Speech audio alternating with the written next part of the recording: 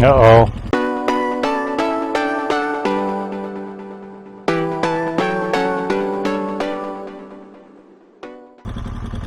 Uh-oh. Uh-oh.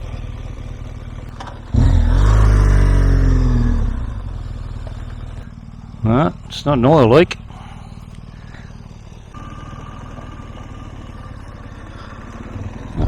He's lost a bolt and a spacer from his foot peg.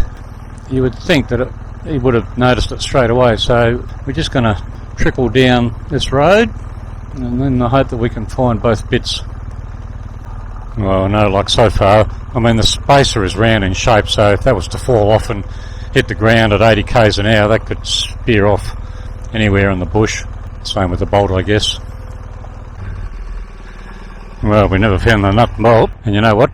It didn't matter because the bolt is actually broken off and it was stuck in the captive nut on the frame. But anyway, we decided to get a bit creative. One of my caliper bolts was the right length, right shape, right colour.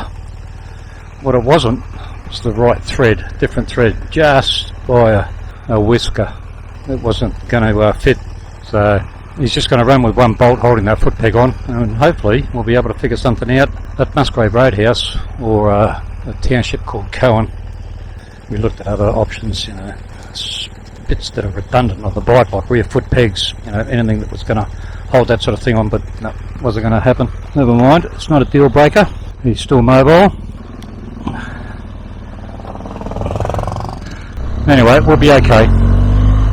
If the conditions stay like this, it'll be fine. The conditions, well, up until now have been okay, but if this is a sign of things to come, yeah, our average speed should improve. We'll be okay. So much for the conditions improving.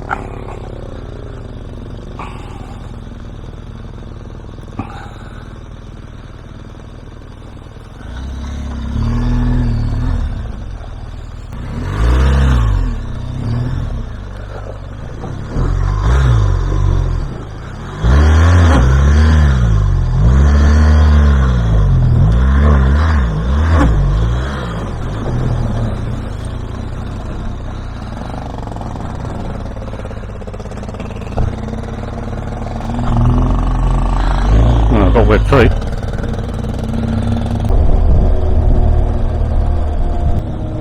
We're in a bit of strife here. The GPS doesn't match the roads on the ground or vice versa. We had to bypass a homestead, and that's increased the distance we've got to travel, which has placed a bit of stress on the old fuel usage. So touch and go whether I make it to the next fuel stop. We'll see how we go. According to the GPS, we've got 147 kilometres to go, and according to my bike, we've got 141 kilometres range, so those two don't equal each other. I guess I just pen it back a bit, try and improve my fuel consumption where I can.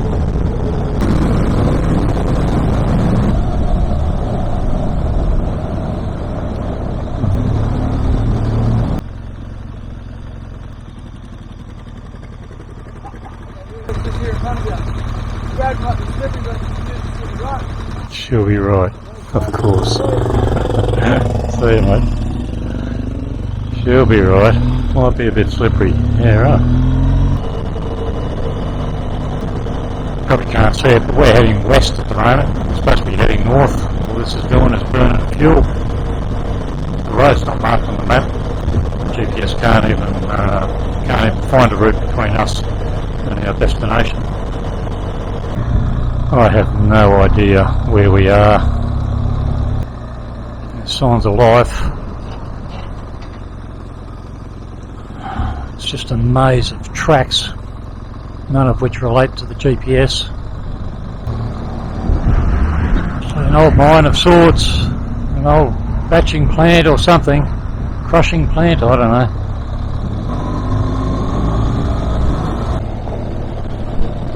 According to my GPS, I've got 103 kilometres to the next fuel stop. According to my bike, I've got 102 kilometres in the tank, so those numbers still don't equal each other, but they're pretty damn close. Well, now the fuel warning lights come on, So that just adds to the stress, you know.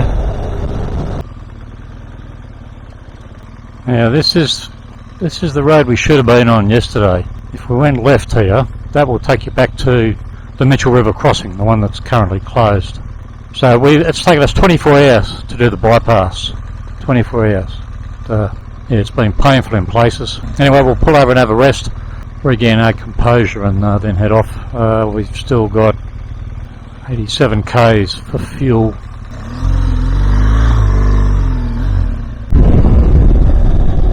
The GPS is telling me I've got 74 kilometres to go. The bike is telling me I've got a range of 77. It's going to be damn close. It's going to be damn close. Tom's still having trouble with that Footpeg. It's only got one bolt holding it in. Occasionally it comes loose.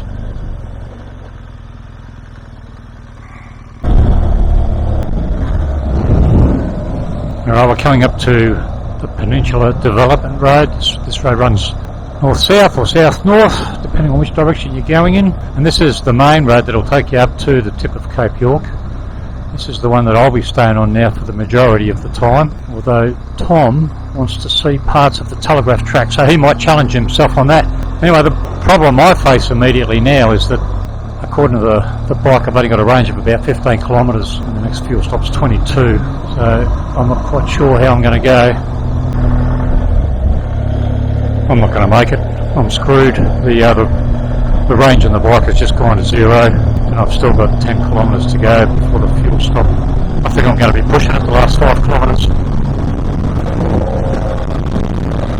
Tom's just peeled off. He saw an old wreck on the side of the road, and he and I spoke about that. And he said, you know, find an old wreck. Maybe there's a 14mm bolt that he could use for his Footpeg, so he's just peeled off and see if he can salvage a bolt for his Footpeg.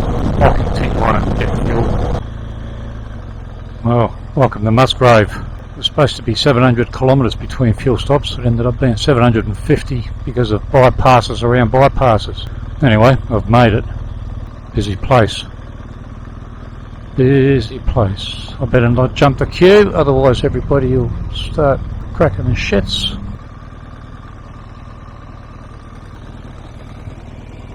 Well, we're here at Musgrave Roadhouse. It was formerly a telegraph station. Tom tried to raid a 14mm bolt off that Mitsubishi. Couldn't find anything long enough.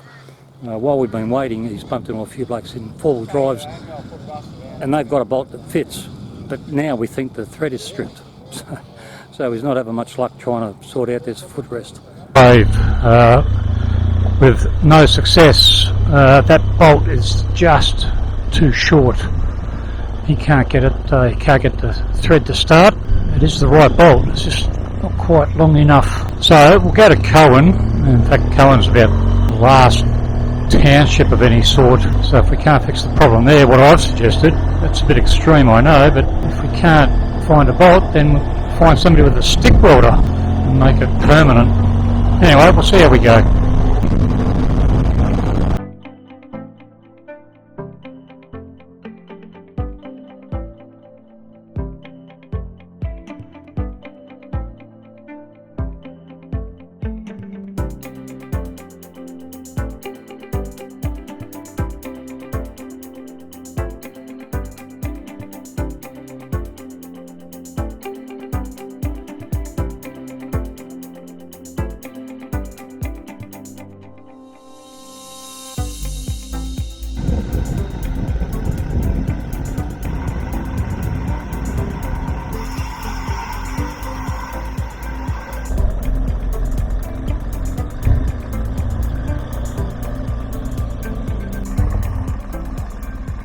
This looks relaxed. Wonder how often it floods. I'll try and find a discreet place in the shade somewhere.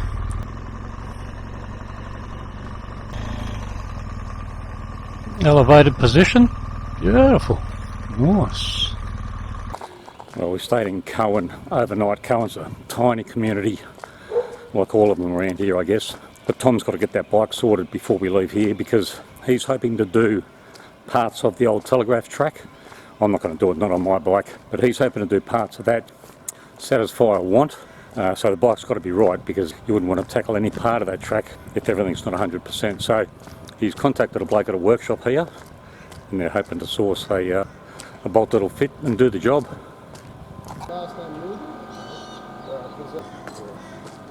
No, mate. I've got fucking phone from these and shit. I'm his parole officer.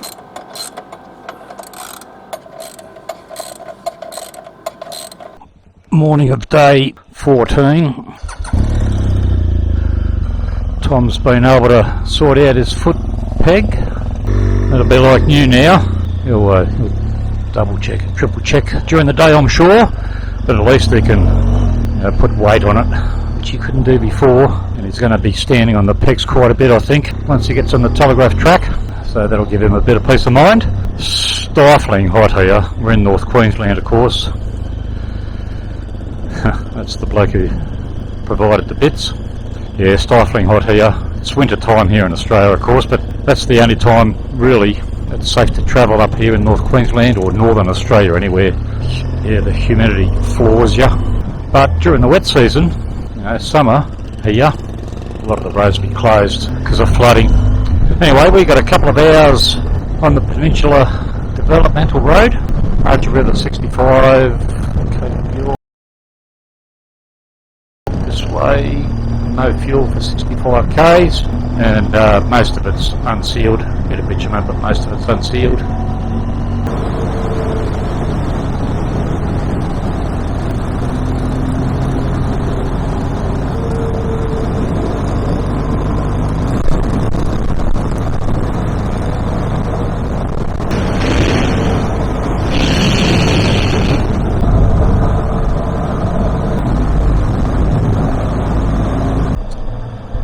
Like they've got some major earthworks going on, trying to make it an all-weather road, I guess.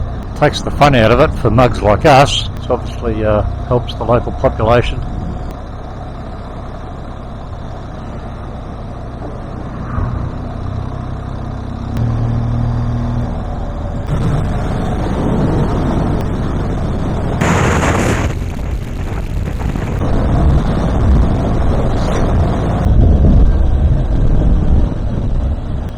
Absolutely no breeze, and the dust just hangs in the air because it's such a busy road. I spend half my time holding my breath.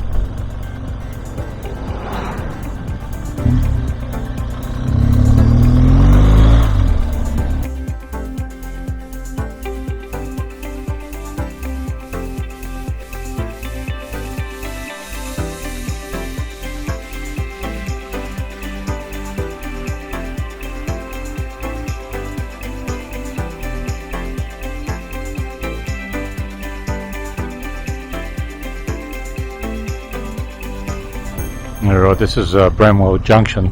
This is where the road splits. You can take the original telegraph track, or alternatively the bypass. Tom and I are going to have to sit in and do some sums, have a serious discussion on what happens next, where we meet up, when we meet up, and more importantly, what happens if we don't meet up. So we'll come up with some possible scenarios. Well, I feel like a father sending his son off to war. Tom's headed down the old telegraph track. He's got, I think it's 74 kilometres, straight line, before we link up again at or near Fruitbat Falls. I've got about 109 kilometres in front of me. I'll give him a couple of hours head start. I think it might be slow going. Okay, Tom's departed on the old telegraph track. I'm taking the Peninsular Development Road. Hopefully we'll meet up later on this afternoon. Having said that, he and I are both ex-army, and we've gone through what we call lost comms procedure. If we don't meet up at a certain date and time, we've gone through a list of all the possibilities, the scenarios, and quite frankly we came to the conclusion that it's every man for himself. No, not really. We've got a plan. Hopefully we won't have to resort to it.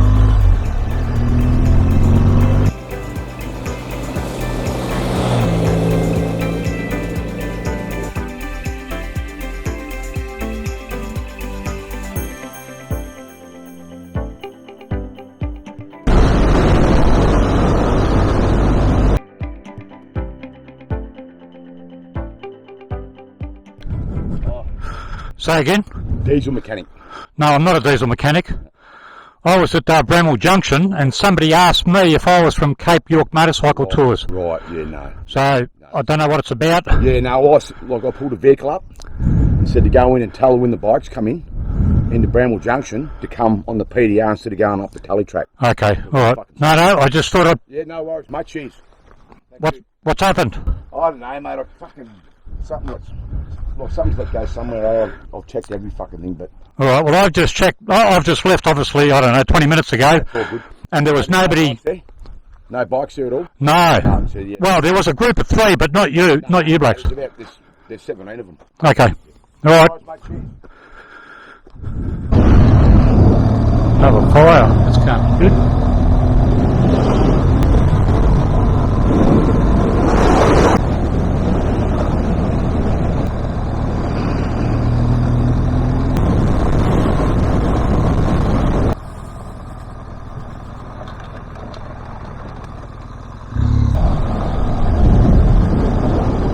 Okay, this is where Tom and I agreed to meet. This is the junction of the PDR, which is the road I'm on. The old telegraph track, which continues straight ahead, and the turn off to Fruitbat Falls, which is here also. So, for me to keep my end of the bargain, all I've got to do is wait. I mean, it's pretty well defined, you can't miss it. There's not much room here, of course, and I didn't expect that. These people have parked their vans here and driven into either Elliott Falls or Fruitbat Falls. That's why there's so many vans. I'll find a spot in the shade and wait.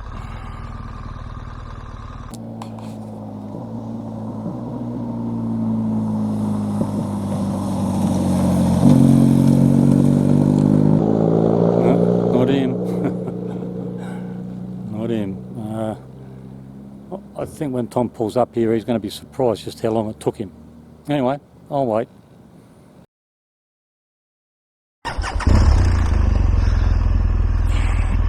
It's getting late. Well, not late, but even if Tom was to show up, I don't think we'd be going anywhere, so I'm going to set up camp. It's pretty congested in here, so I'm going to go over the road. Hopefully the traffic volumes will slow down. See this bloke here, old mate, in the Toyota. He laid it over on its side, snorkel side down, got a guts full of water, blown his turbo. He's waiting for recovery. Him and his young family, all from Tasmania. Oh, speak of the devil. I was going to set up over there because it was pretty congested in there. Took a bit longer than 2 hours, eh? And that was the first one. Oh, that's the worst one. Okay. There's gunshot, that's sketchy as well. I'm sure he's got some stories to tell. We're just going to head back south for a few kilometres and pick up the old telegraph track. We're going to go to the first creek that we come across, which is Sailor Creek, and I think I've stayed there before from memory.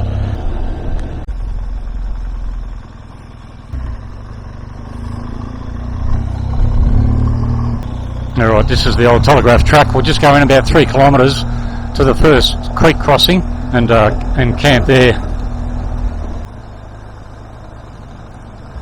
Wouldn't want to fall into that. Harping back to that bloke with the car that lay on its side and got its guts full of water. He's towing the camper trailer. I guess it just goes to show that, you know, if you take that risk, then the consequences can be pretty dire. I'm sure if he had his time over again, he would rethink his choices, rethink his decisions. And I sometimes get criticised, you know, how it's not that deep, go on you mug, have a go. Yeah, right. Like I say, I'm sure if he had his time over again, he would make different decisions. I think they're doing a controlled burn here. Hope they still allow camping.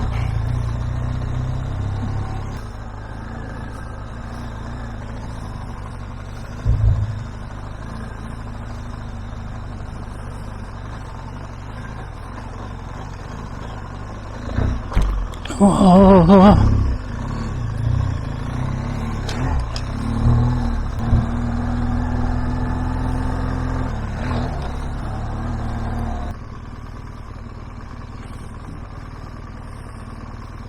There's the creek.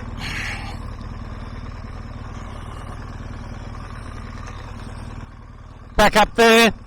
Back up there, yeah?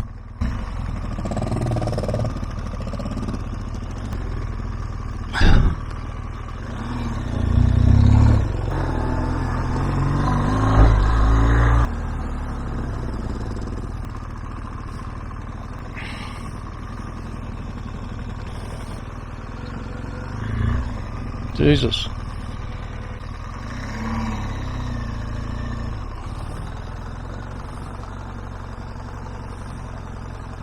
Oh, perfect.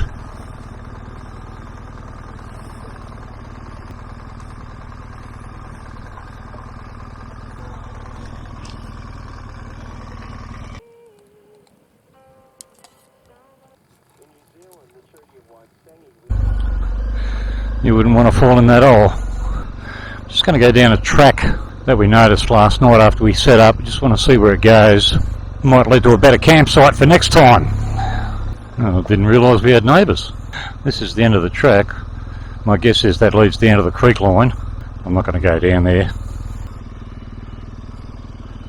But my guess is, yeah, it's probably a little bit of a swimming hole or something.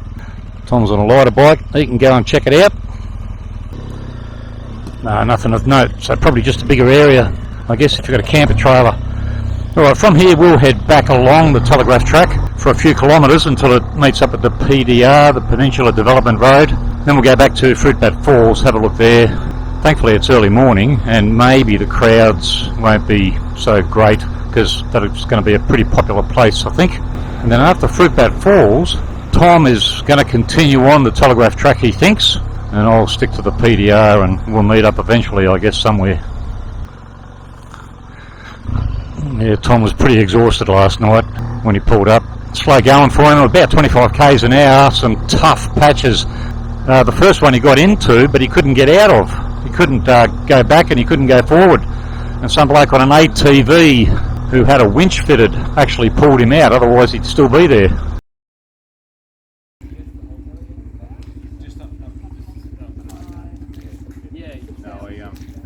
That was coming.